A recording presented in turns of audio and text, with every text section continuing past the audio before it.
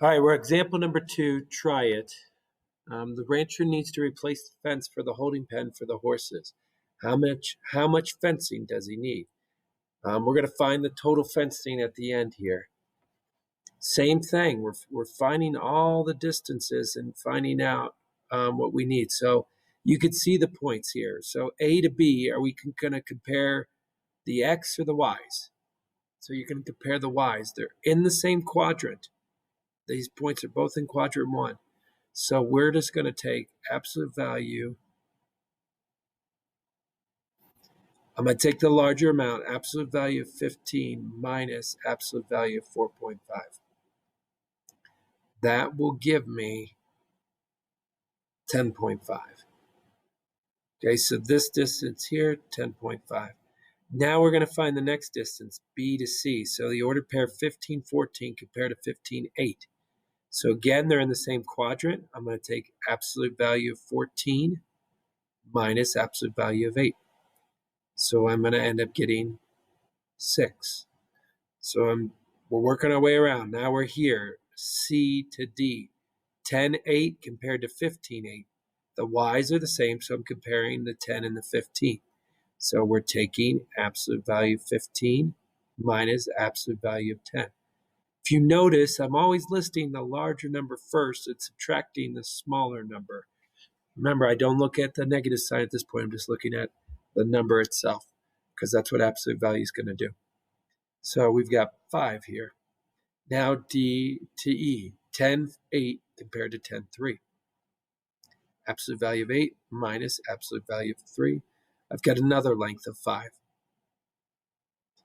10, 3 compared to 15, 3. So I'm going to do absolute value of 15 minus absolute value of, should be 10. The 3 is the same, the Y's are both 3, so this one's 10. Sorry. I got another distance of 5.